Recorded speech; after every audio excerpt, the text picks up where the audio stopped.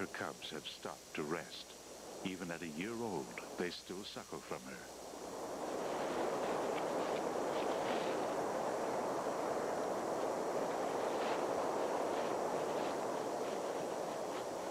She decides to move on, aware of a male bear coming towards them.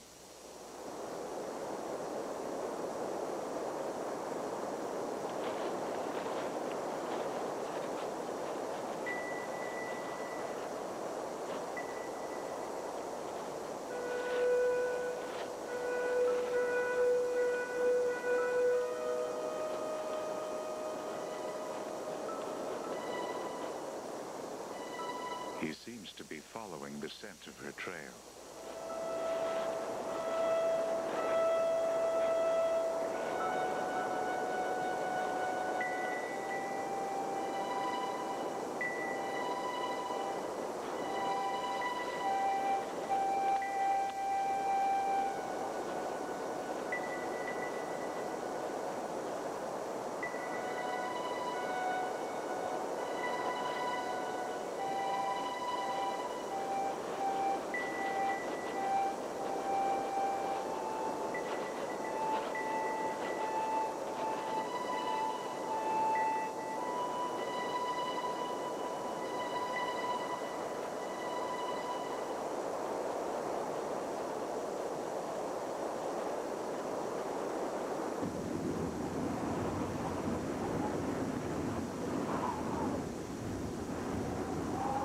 A sudden squall of snow makes the going harder, especially for the cubs.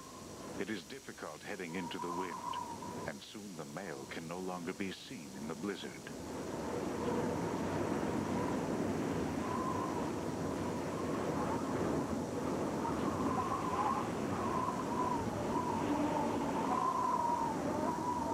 The cubs try to stay as close to their mother as possible, though one seems to lag further and further behind. Every so often, the female pauses to allow the trailing cub to catch up. When she rolls in the snow, the cubs do the same.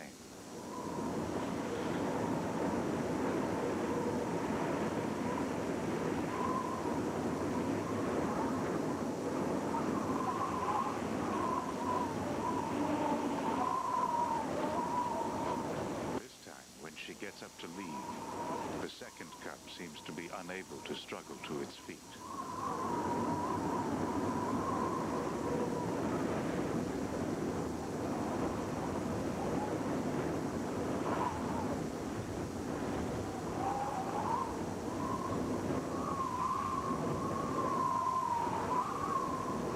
The mother chooses to wait for her cub, and as the blizzard intensifies, lies down in the snow to seek insulation from the biting wind.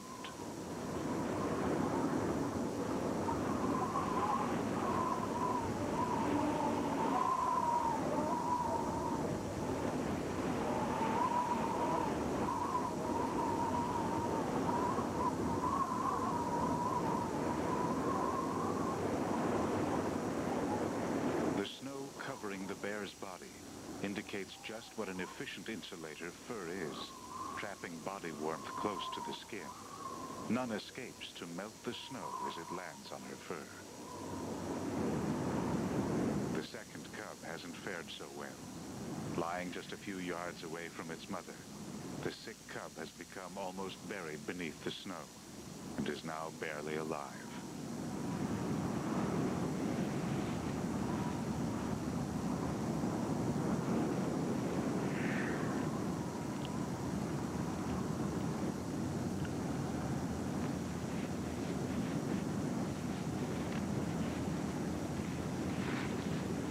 She tries to rouse it, but gets no response.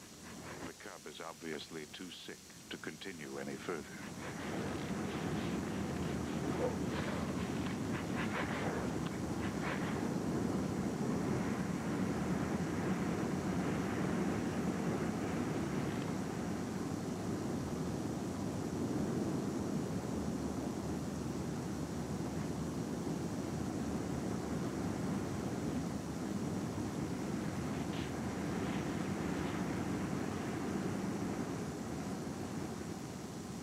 As the blizzard clears, the female sees a male in the distance, slowly approaching the family group.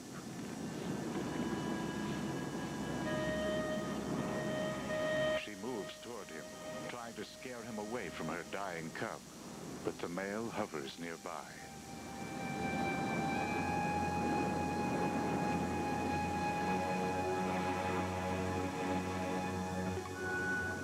Frantically, she returns to try to dig her frozen cub from the snow, but it is too late.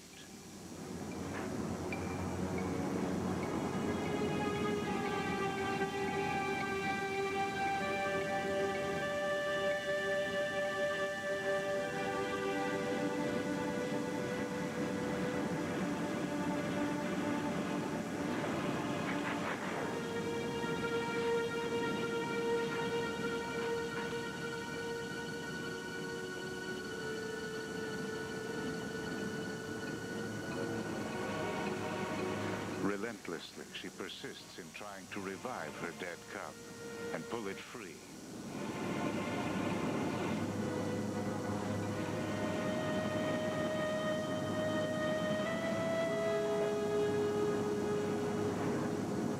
Finally, she and her surviving cub are driven away from her dead offspring.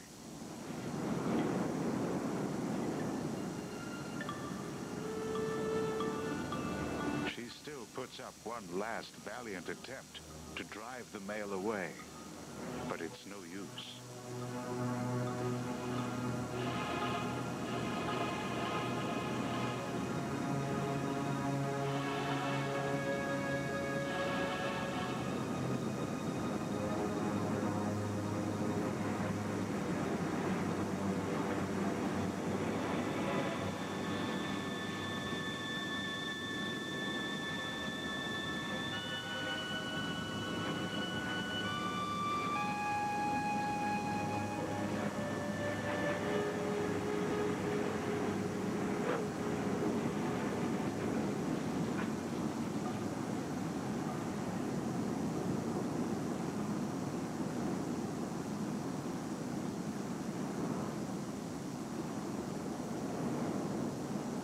Like so many polar bears who lose cubs to sickness, starvation, or injury, she is now left with only one cub to raise to independence the following spring.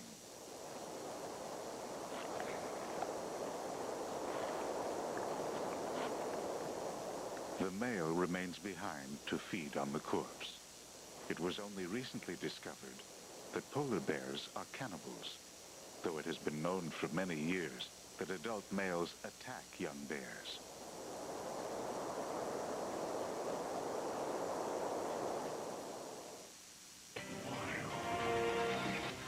In just a moment, summer in the Arctic. Chicks take their first flight. And for the bear cub, one last hunting lesson. July, the land has become a tapestry of filigree mosses and new grass shoots. All meltwater finally reaches the sea.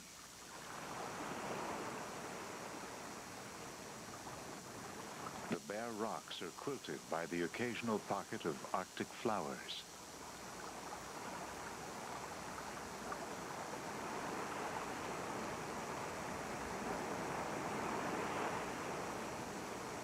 Towering 500 feet above the shore are steep, rocky cliffs.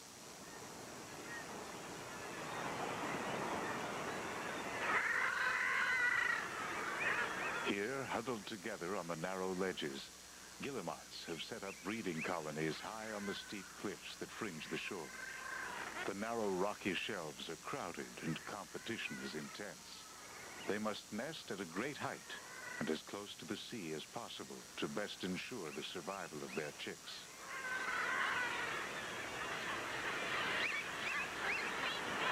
The guillemots are becoming restless. Their chicks stand nervously on the cliff edge. There is only one way off. Down. One chick takes a leap into the void. Immediately, its parents launch themselves into the air, stalling and braking to ensure that they remain close beside their chick, barely managing to glide on its tiny outstretched wings.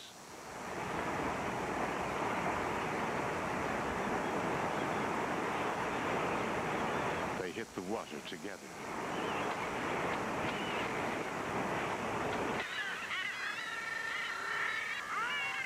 One by one, other chicks take the plunge, each accompanied by anxious parents.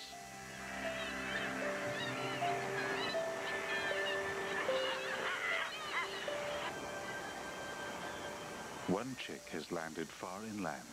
Its parents have missed its departure, and it will have to reach the sea alone.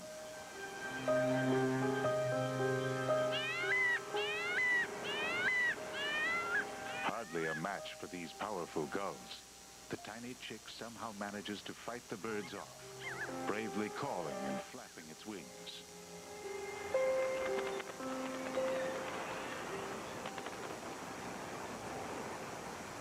Then it's a mad dash for the waves.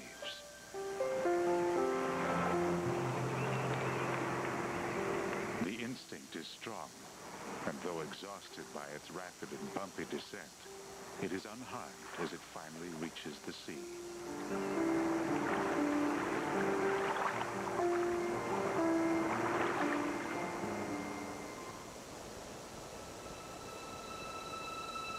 Summer in the Arctic is all too brief. The female and her cub will spend the winter patrolling the snow. The ice bears move about the snowfields in perpetual darkness, like great galleons out in a sea storm. Only the moon casts a diffused light on cloudless nights. In the most severe storms, they make temporary shelters in the snow. But only pregnant females den throughout the winter months. This is the last winter this mother and her cub will spend together.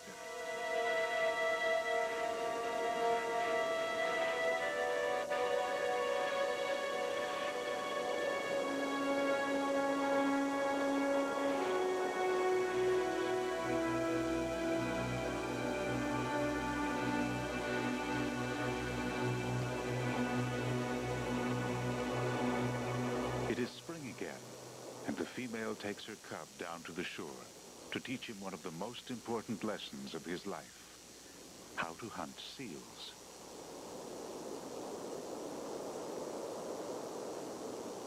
Deep in the frozen inlets where the glaciers meet the sea ice, ringed seals congregate to bask in the spring sun. But they are nervous creatures, always alert for polar bear attacks. At the slightest sound, they slip back through the ice to safety.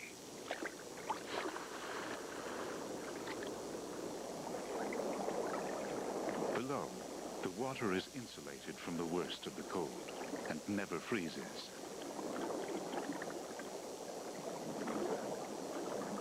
While she hunts, the female seal leaves her pup in a lair above the ice. During these times, the pup is alone, buried deep in its snow lair near its mother's breathing hole.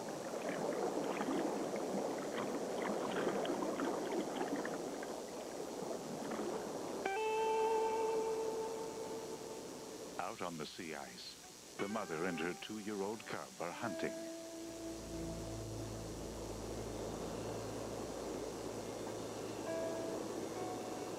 Their sense of smell is astonishing. A polar bear can pick up the scent of a dead seal from several miles away.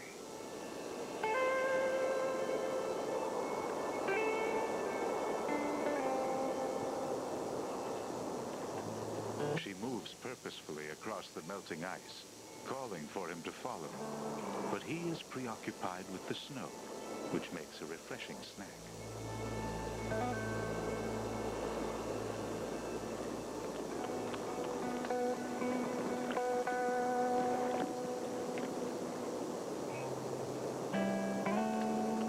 She is heading toward the jumble of ice beneath the glacier's tongue, a likely place for ringed seal lairs. The 2-year-old lags behind, rolling to clean his fur on the snow. All the young bear's skills have been learned as he followed his mother over the course of the last 2 years, the longest time polar bears ever spend together. But he cannot expect to remain with his mother much longer. This may be the last chance he will have to benefit from her experience and hunting skills.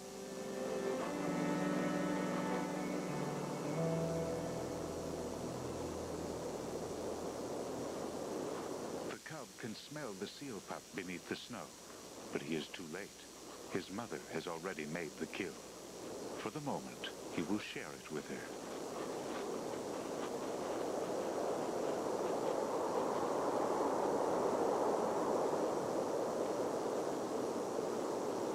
Arctic foxes constantly follow behind polar bears in the hope that some scrap will come their way. But often there are few pickings to be had once the bears have finished with the carcass.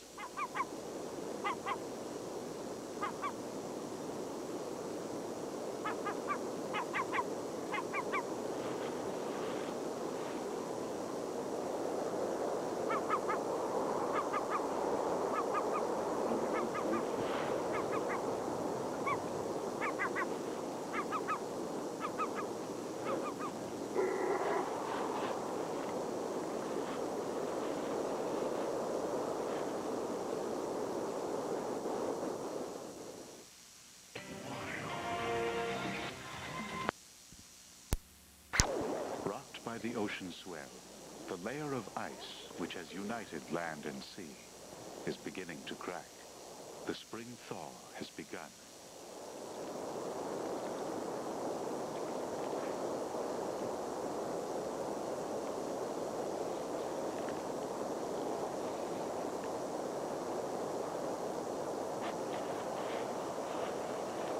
Within a couple of weeks, the 2-year-old is alone.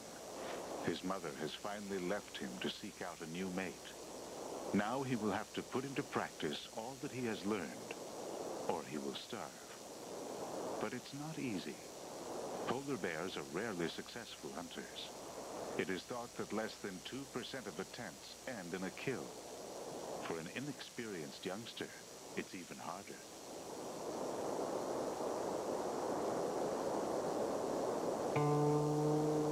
He can smell the seal lair beneath the snow from several hundred feet away.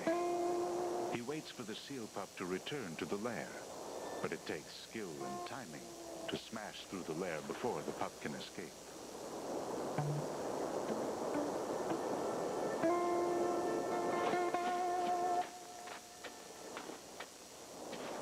This one is empty. Earlier in the year, the newborn pups would have been trapped in the lair, unable to escape into the cold water until they had built up an insulating layer of fat. Now that they are older, the seal pups can slip silently into the water through their mother's open breathing hole, long before the young bear smashes through the roof. Every attempt he makes is fruitless.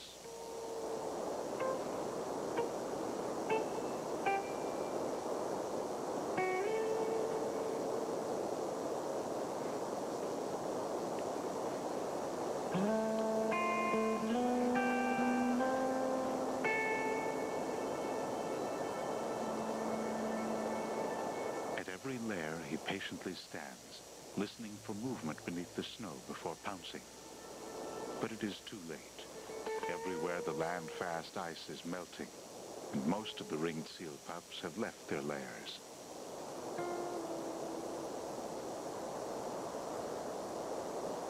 If he is to stand any chance of finding food, he will have to follow the prey.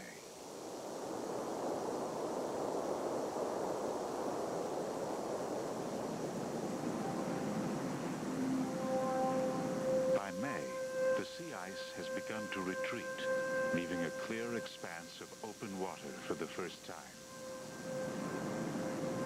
Throughout the Arctic, the polar ice cap shrinks by as much as 50% during the course of the summer. The fear is that global warming may increase this shrinkage, having unforeseen consequences for all Arctic wildlife, including the top predator, the polar bear.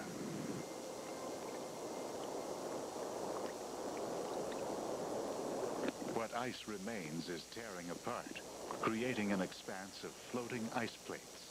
Spring breezes blow the loose blocks out to sea. These floes are the domain of bearded seals. These enormous mammals reach a weight of 800 pounds on a rich diet of shellfish. The bearded seal gets its name from its enormous stiff whiskers, curled like an old-fashioned waxed mustache. Unlike the ringed seal, The bearded seal breeds on the free-floating ice floes rather than landlocked ice. This makes it much harder for bears to reach them without warning. The seals are insulated by a layer of blubber up to 4 inches thick. It is this fact that makes an adult seal so attractive to a hungry polar bear. The pups need to feed on their mother's rich milk in order to build up their fat layer, but for the first few days after birth, their thick fur helps keep them warm.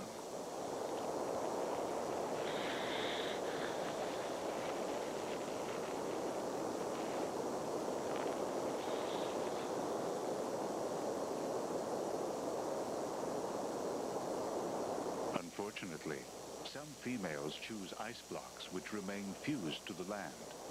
This pup has been born in a dangerous place. Its mother remains nearby, keeping a watchful eye open.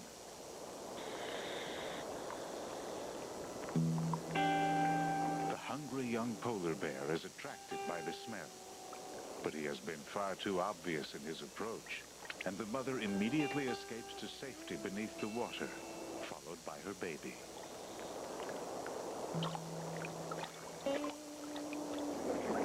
Unlike ringed seal pups, the bearded seals are sufficiently well insulated to allow them to enter the water only a day or so after birth. The young bear has still not made a kill. Polar bears are not above scavenging. He comes across the blood-spattered evidence of another polar bear's successful attack on a seal lair, but the remains of the seal are all but gone. He is not the only guest at the feast. Gulls pick over the bones. It doesn't take him long to pick up the scent of carrion and locate what remains of the carcass. He meticulously tears every morsel of flesh from the lean ribs. Though this will sustain him for a while, only fat-rich blubber will enable him to survive the cold winter that lies ahead.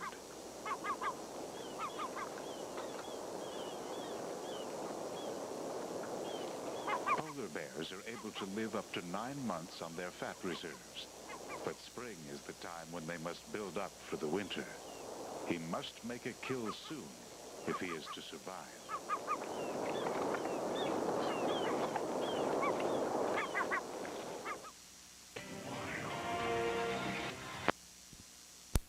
Summer approaches. The juvenile heads along the coast. He has managed his first seal kills over the last month and begins building up reserves and putting on weight. He eats the seaweed washed up on the shore, as his mother taught him, a good source of minerals and vitamins.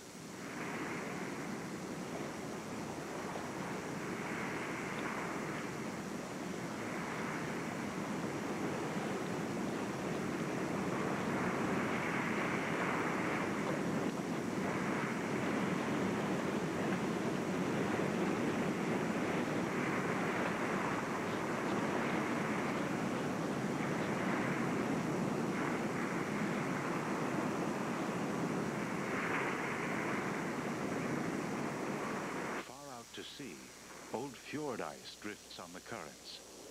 All the seals are now on free-floating icebergs like these.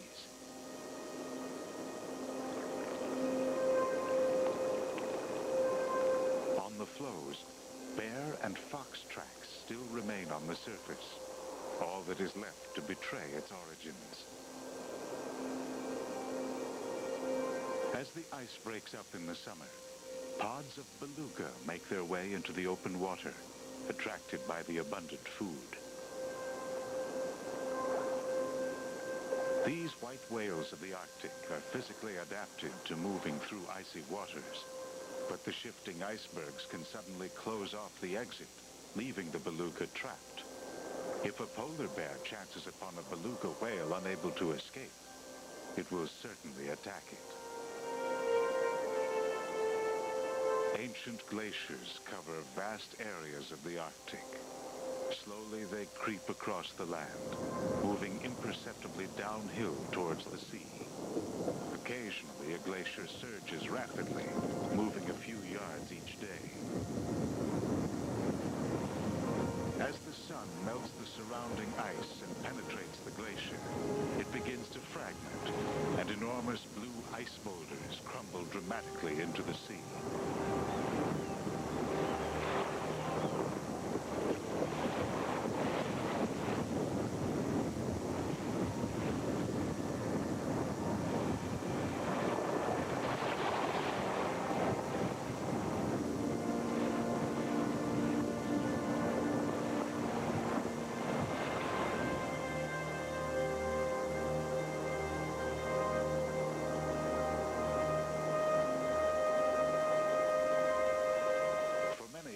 And birds, the open water creates ideal feeding conditions. But for the polar bear, open water is an obstacle.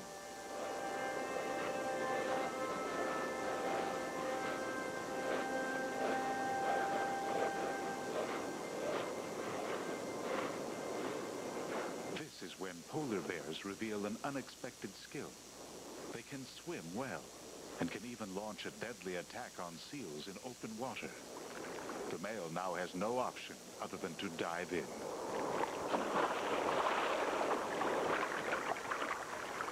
Swimming polar bears can reach speeds of 3 miles an hour, and they have been known to swim 100 miles non-stop. They are really sea bears, buoyed up by their thick layer of fat, and well adapted to paddle with their wide front feet.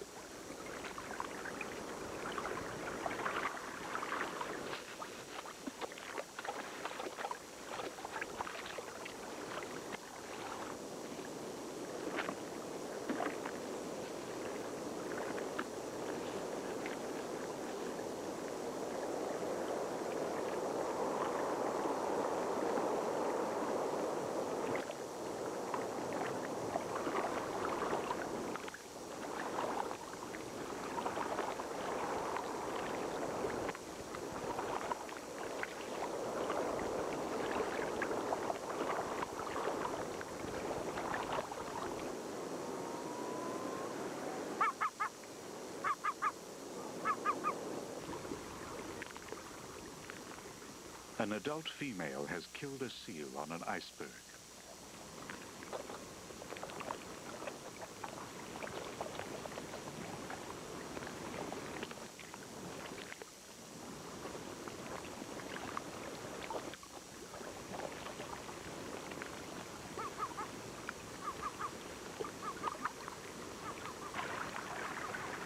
The male picks up the scent of the fresh kill. As the hunter is a female, he will try to fight for a share if he can. He would not risk it with another large male.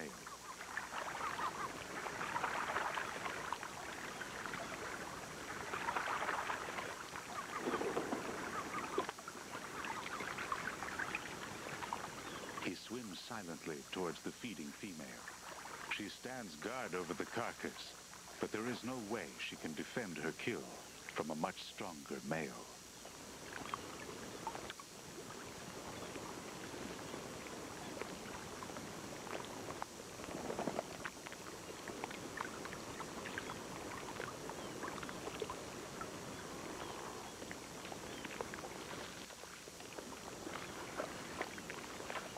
As he helps himself to the carcass, a tug of war develops over the prized skin and blubber. But there is plenty to share. Unlike other bears, polar bears are truly carnivorous, with powerful flesh-shearing incisors. Each bear may eat as much as 10% of their body weight in under half an hour. That's the equivalent of a man eating a 15-pound steak at one sitting.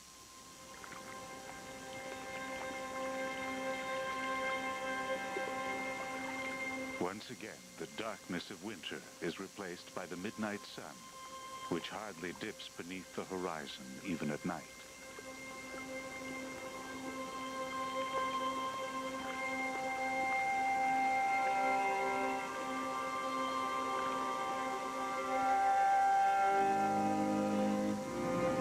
The summer is short-lived.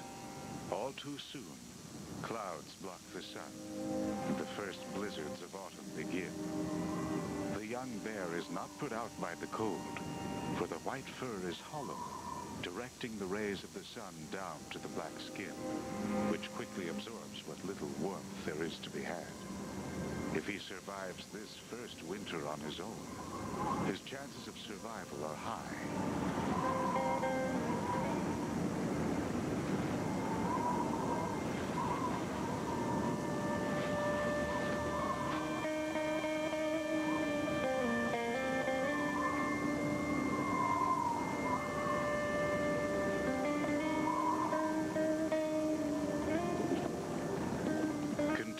The cycle of the frozen north, the temperature falls and the water begins to thicken.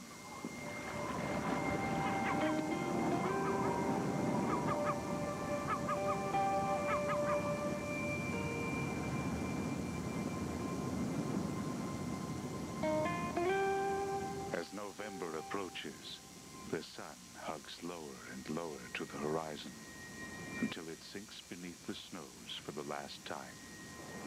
It will not be seen again for the next 4 months.